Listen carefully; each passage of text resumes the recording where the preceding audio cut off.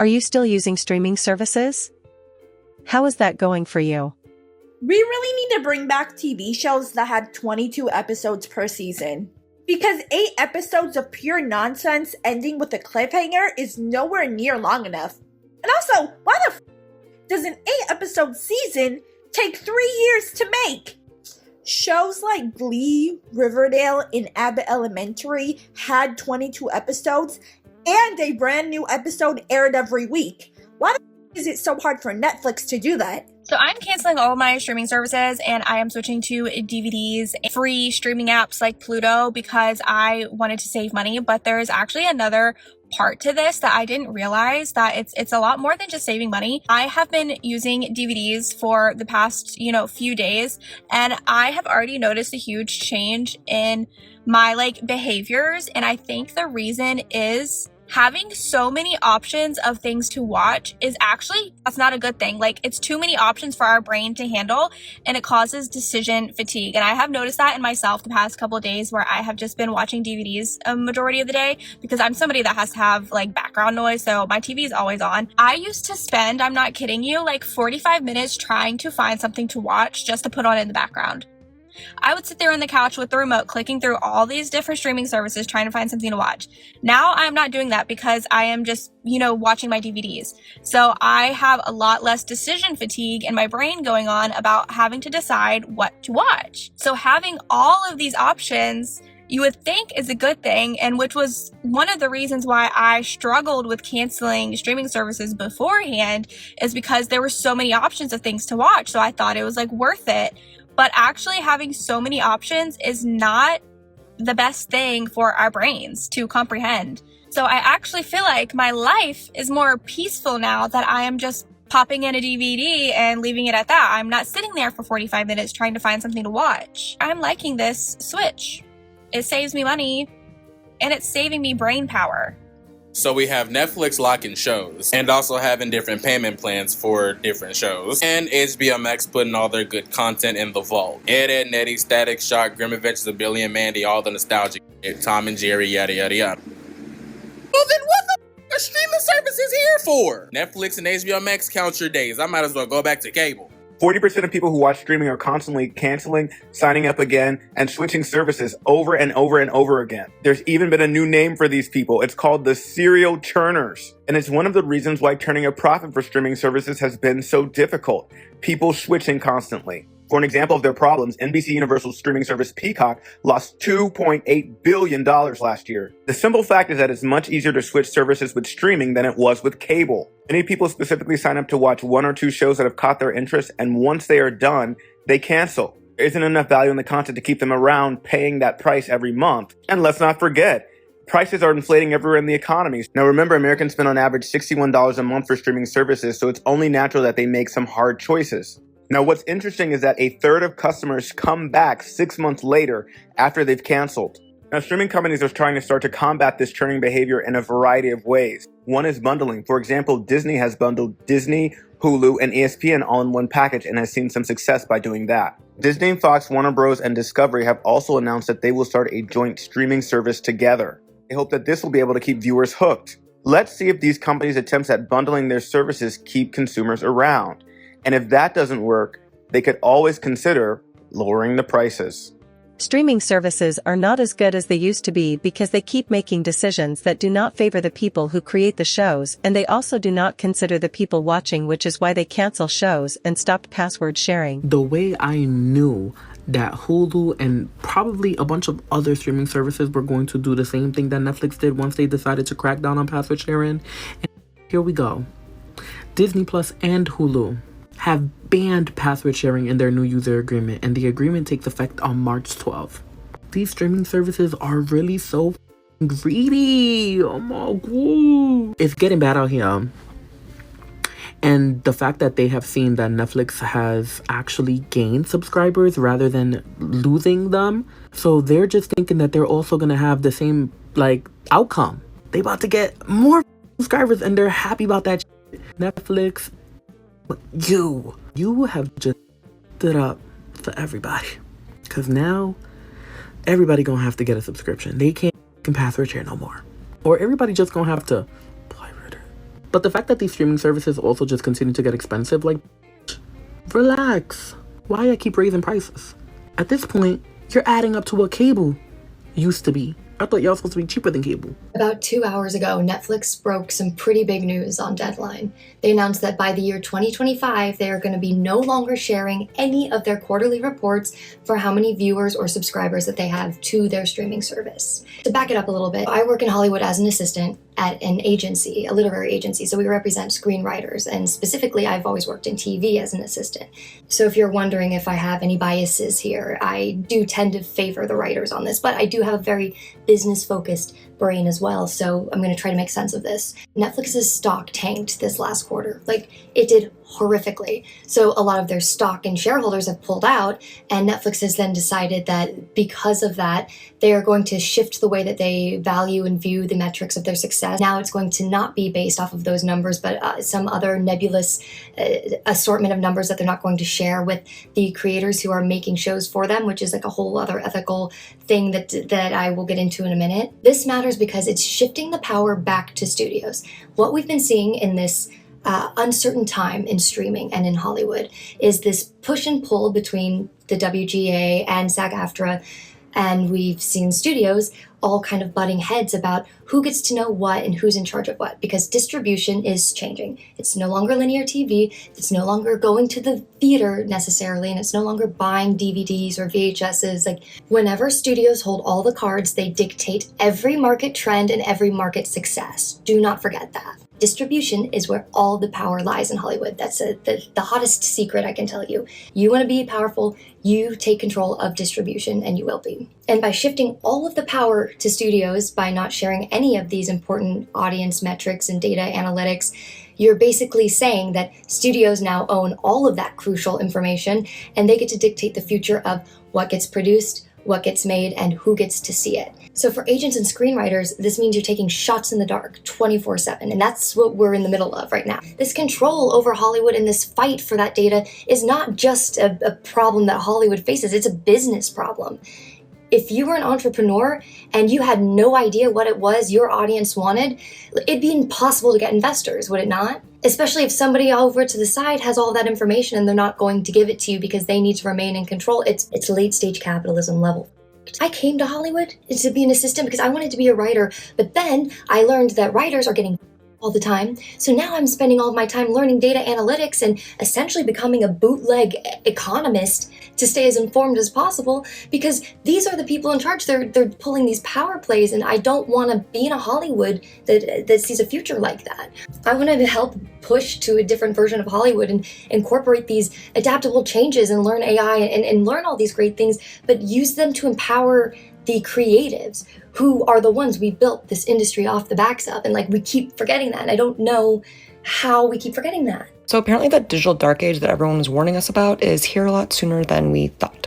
Just this week, Paramount cut nearly all of the content on Comedy Central, TV Land, CMT, and MTV websites, which means they're taking down Colbert Report, the Mixtape Mondays column, which had tons of interviews with artists and producers, different reviews. They didn't stop there because The Daily Show was also missing clips. This is insane to me, and it really does make me a bit more scared about like the digital dark age. And I think it's like that concept of when we're talking about like, oh, I wonder what our grandkids or our great-grandkids are going to think about what life was like in 2024. And there have been experts who are like, they're not going to think about it at all, and they're not gonna be able to know it because all of this stuff that we think is safe on Instagram and digital and it's our memories, that's all gonna be gone. And I think this is just a further indication that that is true. It's very scary because obviously like they just have the power to take that away, and it's like, where can I buy that now? You wouldn't let it be on YouTube because you said it was copyright and it was gonna go on this other website. It's gone now. Also, how much is this really saving you on money?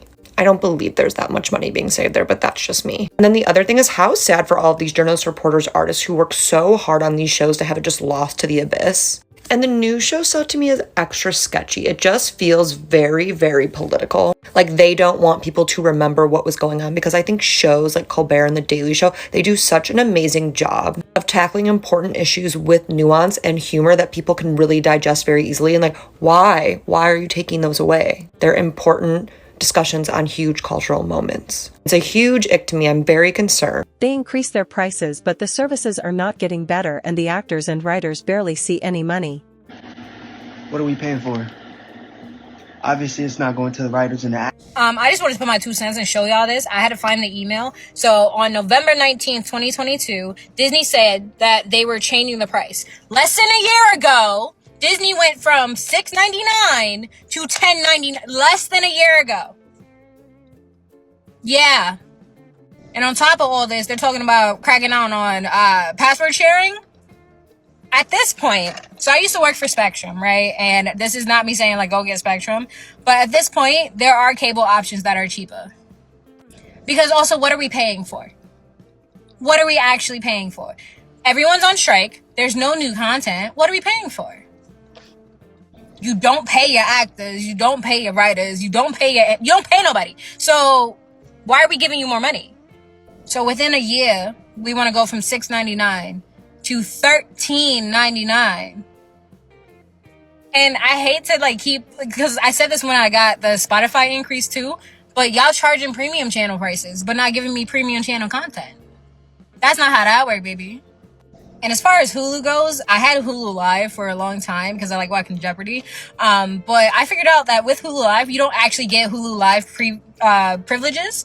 And it's because from the networks, they did not have the right to offer those privileges to begin with. And I still have like the long message conversation between me and multiple people of like me trying to explain like, hey, I'm trying to watch this, but it's giving me ads. I pay for no ads. And they're like, well, we can't do that for you. You know what I mean? So it just very much reminds me of a Disney movie where, you know, they were just talking about, you know, if ants figure out that there's more of them than us, our way of life is over. There's more of us than them. There's more ants. I'd rather go to hell than to use Paramount Plus. This mountain needs to be replaced with the mountain of us. It's criminal for this app to charge anybody money. How is this legal? This app crashes more than every car in every Fast and Furious movie.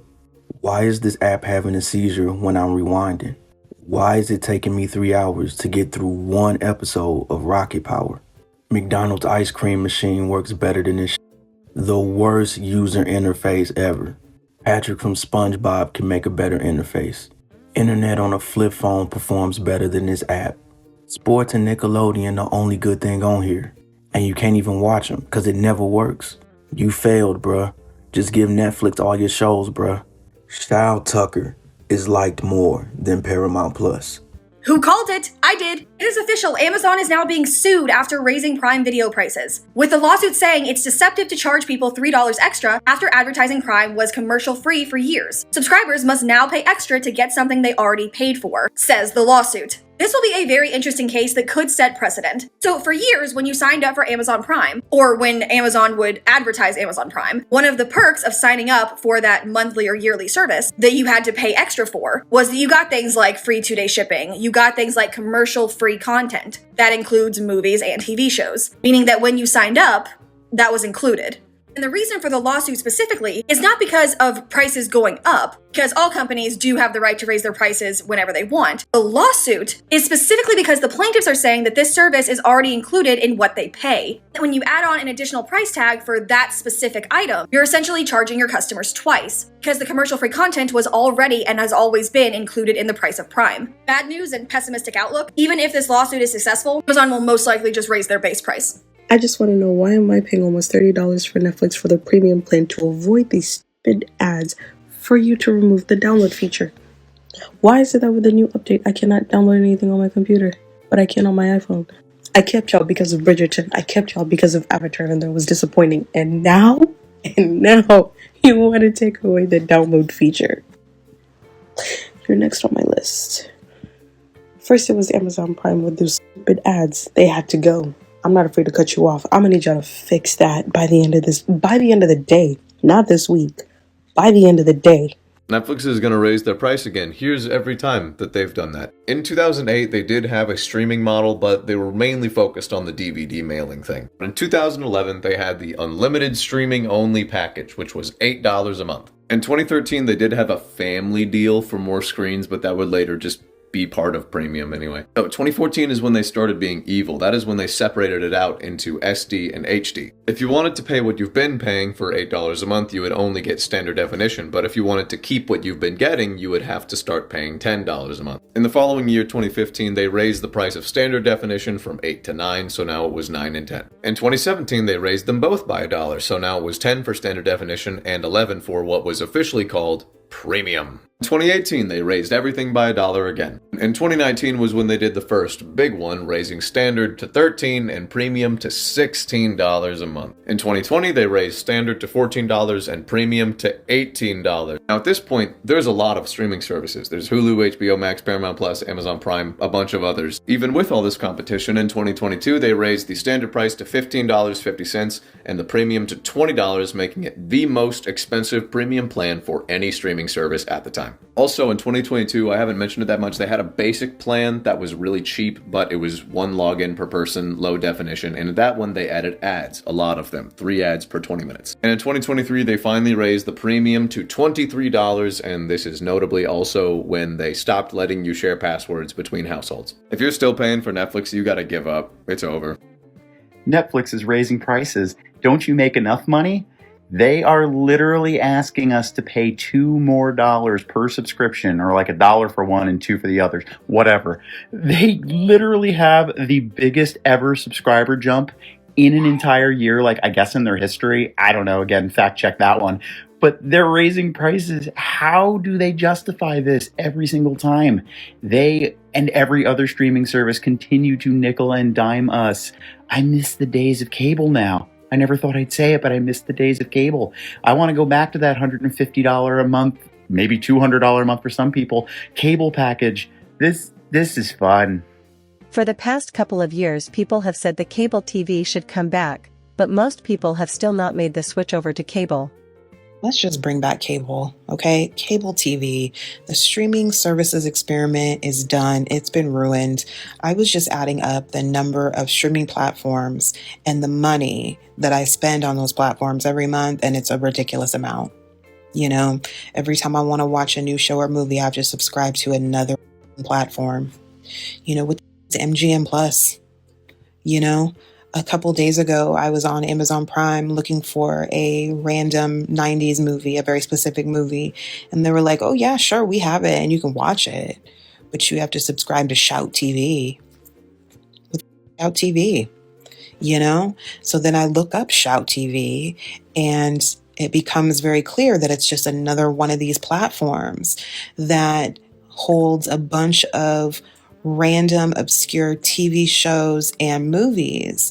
And these platforms exist because of nostalgia. They know that at some point, someone's going to want to watch something from their childhood, from their past, that they used to watch with their mom, whatever, and they're going to find it on one of these platforms, and they're going to plunk down the $2.99 and then forget about it, right? Most of these platforms, they're not really creating a lot of quality content. They might be churning out 1 or 2 good shows a year, but we're all still paying anywhere from $2 to $19 a month to hold on to these. I mean, look at Netflix, right? We all can see that Netflix is basically like a garbage content farm at this point. They're just churning out these shows and movies with big name stars, and I'm convinced that these big name stars, the only reason why they're in Netflix movies is because they need some fun money, some extra change. Maybe they need to buy a car. I don't know. And then now we have platforms that are charging you to go ad free, right? Like, it's just call a guy with the cable box and have him come over. And we're back, baby. Guess who's back? Cable's back. Comcast just announced that they're now going to be offering a bundle package that includes Netflix, Peacock, and Apple TV. And so after all this time, after all the streaming wars, we are going back to the original model. Networks have realized that streaming Humpty Dumpty has fallen off the wall. It's shattered. They can't put them back together again. All the king's horses and all the king's networks, they're just going to have to repackage it as cable. Because what crashed Hollywood was dumping an advertising model and going for a subscriber-based system. and then realizing that you cannot generate a profit off that. Cable was working perfectly fine for 40 years before the streaming model crashed it. Comcast is going to be calling it the Stream Saver, which is if you buy the internet bundle, you'll get these 3 streaming apps with it. But we're already seeing more of that as Disney Plus is packaging with ESPN and Hulu right now. So it's going to eventually become one giant package. I think everybody's realizing that advertising is key, because the only thing that's going to work is advertising revenue. But nobody at the networks want to admit that maybe rushing into streaming was a bad idea, because there's no such things as mistakes at the corporate level. Network executives may not always be right, but they're never wrong. Welcome back. The reason why it's so hard for people to go to cable is because streaming is convenient, and most people rely on it for entertainment. Netflix finally got me. They finally got me. Whenever they changed their little household rule thing where you had to be in the same house under the same Wi-Fi to have the same account, I was getting by from that because my TVs didn't say anything and my mobile device wasn't saying anything until all of a sudden one day, my TV did start saying something. It had that little thing pop up saying, hey, you're not a part of this household. But I got by because they had that little I'm traveling option. And I would click that I'm traveling and it would send my mom an email and my mom would text me the code so I could access Netflix. Well, that worked for a little while until the I'm traveling access expires after like a week or two. And I would just say I'm traveling again and get another code. Well, then Netflix got smarter again. And now you can't say you're traveling back to back to back. Like you can say you're traveling and you'll have access, and then once that access runs out, you have to wait a couple weeks for you to be able to have that option to say you're traveling again. This was only affecting my TVs for the longest time, and my mobile devices were fine. But now, again, Netflix, too smart. Now even my phone got kicked off because of the household rule thing. So yeah, now my fiance and I pay $17 a month because we were in the middle of a show when our I'm traveling access ran out and there was nothing we could do because we couldn't say that we were traveling again for my mom to send me the code. So yeah, it's just really annoying because you're still a part of your family, and if you're under a family thing, it's like when you move out, I guess you're just screwed. Like even if your parents want to pay for it for you, it's like, well, sorry, you don't have the same Wi-Fi. It's just crazy. Like why y'all so greedy? I'm not paying this. I'm not paying this, which is so upsetting because I love HBO. All the Studio Ghibli films are on there. I was already doing like a tablet detox for my kids, but I think at this point, I'm just gonna get rid of all streaming services. I'll keep Disney because I love Disney. The kids love Disney. I think the rest of them are gonna go. Plus, my brother lets me use his Fubo account. So like Netflix, buy, Hulu, buy. I have like all of the streaming platforms, all of them. And they just are getting more and more expensive. I'm getting rid of them all. Netflix can. It's hobby time. I'll spend my evenings listening to audiobooks and coloring. You know, I have an ukulele that I still don't completely know how to play. I should probably learn to play this. TV, don't need her. Don't need her. I'm not paying this. Why is this happening? We know why, it's capitalism, but just like stop. Stop! If we want these streaming services to improve, we have to put our money where our mouth is, because only when their bottom line is affected will they do better. So I am a YouTube TV girly, and like many of y'all, I saw today that they are upping their prices come January 1 to $82.99 a month. In my book, that might as well be $90 a month because I round up the round up. Anyway, I'm not about to keep doing this. I switched to YouTube TV Live last year from Hulu Live because Hulu kept upping their prices. Like I might as well go back to cable because I watch the same things nearly year round. On top of that, I'm paying for Netflix and maybe a few other things here and there. I'm not going to keep cutting subscriptions like based on the time of the year or like when my show goes off air and doesn't come back till the following spring or winter. Like I'm just not about to keep doing that. $82.99 a month? Are you serious? Are y'all like, are we all on the same page with this? Because in their message, they're going on and on about gotta keep up with the I don't want to hear it. I don't want to hear it. I canceled my Disney Plus subscription today because they're doing another price increase in December, and there is... So I canceled all my streaming services within the last month. Started with Netflix, started there. Me and my family have always shared our passwords. I think we have like 7 streaming services throughout all of us, so it evens out. But once we couldn't password share, I realized there wasn't a lot I actually needed to watch. And even when I did find a show I liked, 2 weeks later, an actor from the show would come out being problematic as... I'll never forget what happened with Beef. And even trying to watch on these streaming services. I try to watch it on HBO. And why is there an ad after every 15 minutes? And the same ad! Like, at least play different ads. And work on volume. Why is the volume so much louder on an ad than it is the actual movie? And why did the prices keep increasing? When there's more ads, so you're getting ad money, plus more money from me, and you're not putting out new content, I just cannot justify it. I can't justify paying all this money anymore. And knowing, well, I'm just going to scroll for an hour before I decide I'm just going to watch one of the Scream movies again. So the past 2 weeks, I've been investing in DVDs again. And I have a whole box under my bed. But I would rather invest in digital content that I can have forever, rather than continue to pay these greedy streaming services. I would rather pay for cable at this point than to give them my money. A few months ago, our family of 6 canceled our streaming services and switched to VHS. Everybody's always curious why we did VHS and not DVD, so let me tell you why. The reason we didn't do DVD is because my kids' age ranges are 1 through 7, so they're all pretty young, and with the DVDs, it's so easy to scratch them. So that's why we didn't do DVDs. They have been so great with the VHS though that we are going to add DVDs to our collection, which means today I am on the hunt for a DVD player. I would love to find one that is DVD and VHS. VHS is always so much cheaper, like 25 cents or less. At one of the thrift stores I went to, they gave me 12 movies for $1, okay?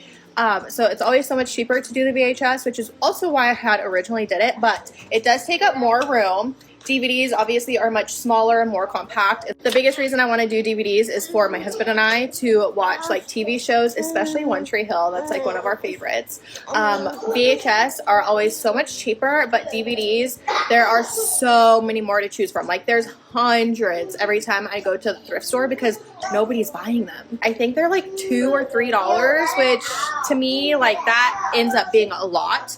So I think we will do like newer movies on DVD and TV shows on DVD, and then keep like all the classic original movies on VHS because they're so much cheaper. Subscription service model is actually the bane of my existence, and if you have not taken the time this year to physically write out or type out all the subscription services that you're subscribed to, you really should, because it makes you realize how crazy all of this has gone. I had the time today. I have the time today to go through all that I was subscribed to, cancel a bunch, and now I have the time to go through all the things I canceled and why I canceled them. Let's start with things that I canceled a while back. Disney Plus, Peacock, Paramount Plus. Any platform where I need to subscribe to you just to watch a single show. What do you mean if I want to watch Love Island, I need Paramount Plus? Next up, ESPN Plus, $11 a month. What do you mean blackouts? I can't watch the games of the teams in the city I'm in? Does that not defeat the entire purpose? Someone told me you can get a VPN to watch the games in your city. No, that's too much work. Canceled. Next up, HBO Max or Max, wherever the you want to call it, still $16. That's way too expensive. There's some good shows on there. I just will not be paying for that, so I will be using someone else's account. Hulu, $8. Hulu genuinely has one of the worst UX UIs I have ever used. Okay, you're telling me you have a whole team of designers and engineers and that's the best you could come up with? Really? No, canceled. Oh, this is where it gets even worse, okay? If you start consuming other countries' media, they have their own subscription services that you have to subscribe to. So I love a good K-drama, C-drama, J-drama. I got Viki, I got iQIYI, I got Tencent. Yeah, those are all like $10 each a month. I canceled. The issue with these apps and how they get you is there's always popular shows on those apps that are free to watch. So you start watching the show, and then once you're done with the show, you're like, okay, what's next on my list? But then, of course, those shows are for subscribers only, so then it convinces you to subscribe into the app, and then before you know it, you have $10 here, you got $5 here. That adds up. Up next, even worse, I'm a reader. Okay, Kindle Unlimited I use all the time, so that I'm keeping. But Audible, $15 a month, no, canceled. Honestly, in my opinion, if you're a reader, all you need is Kindle Unlimited and then get a library card, use Libby, it's free. Next big thing I'm canceling, Prime. My boyfriend has Prime, we don't both need Prime. First of all, Prime doesn't even ship things to me in 2 days anymore. There's no point in me paying for that still. Next thing, I am a workout girl. ClassPass canceled. I can't even get into a class. Okay, any of the times I want, the classes I want, can't even get in. And then finally, I have a bunch of subscriptions for products that if I don't have the subscription, you can't use the product. So like my Ring camera, it's $3 a month, but if I don't have the subscription, I can't use the camera. I have my Aura Ring, which is $6 a month. I honestly might cancel that soon. That's up in the air. The Peloton subscription is like $45 a month, but if I don't have that, can't use the Peloton, so have to have that apparently. And then finally, the things that my boyfriend's actually paying for. So on top of all the streaming services we have YouTube TV, which is pretty pricey, but in terms of live TV, it's decent. And then we have Apple Family. That's why I use Apple Music. I'm on his Apple Family plan that he pays like $30 for, which covers Apple TV and all the other things. This is what I'm talking about. This is like absolutely absurd. When you add all of this up, it's like hundreds of dollars a month. I'm over it. And also, I'm a T-Mobile user, which T-Mobile has Hulu or Netflix on us or whatever. And then I have an Amex card, which gives you like $200 back a year on subscription services. And I have other cards that probably cover it. My entire point though, even though they're doing us a favor by covering these services, are we not exhausted? Are we not exhausted by how many subscription services we have? Like seriously, at this point, can we go back to cable? I'm begging. I cannot be the only one out there that has this opinion, but hear me out on this. I want to boycott all streaming services. It has gotten to a point that it is absolutely ridiculous. I do not have cable. I only have internet. So I depend on streaming services to entertain myself as far as television goes. First of all, it feels like all they ever do is increase their prices. Second of all, it feels like you have to have 4 or 5 different ones just to watch all the shows that you want to watch. I really wish that we would get like one giant streaming service with all the streaming services combined. Because the other night, I'm just going to tell y'all what set me over the edge. While I was at the beach, I started watching that Dallas Cowboys cheerleaders docuseries. And I came home and I couldn't watch it because I don't have Netflix. I used to watch Netflix on my aunt's account, and then Netflix stopped letting you do that. So I just didn't get Netflix because I was already paying for HBO Max and for Disney Plus, and then I had obviously Prime through my Amazon Prime account. So essentially I was paying for 2 streaming services already. I was using my aunt's Netflix. At one point I was using someone's Hulu. I lost the password. And then, after it wouldn't let me log into my aunt's Netflix anymore, I just never got my own. So I really wanted to finish watching that Dallas Cowboys cheerleaders show. And I really wanted to watch the new season of Bridgerton. So I'm like, whatever, I'm going to give in and I'm going to sign up for a new Netflix account. I get on there and literally Netflix is like $16 a month.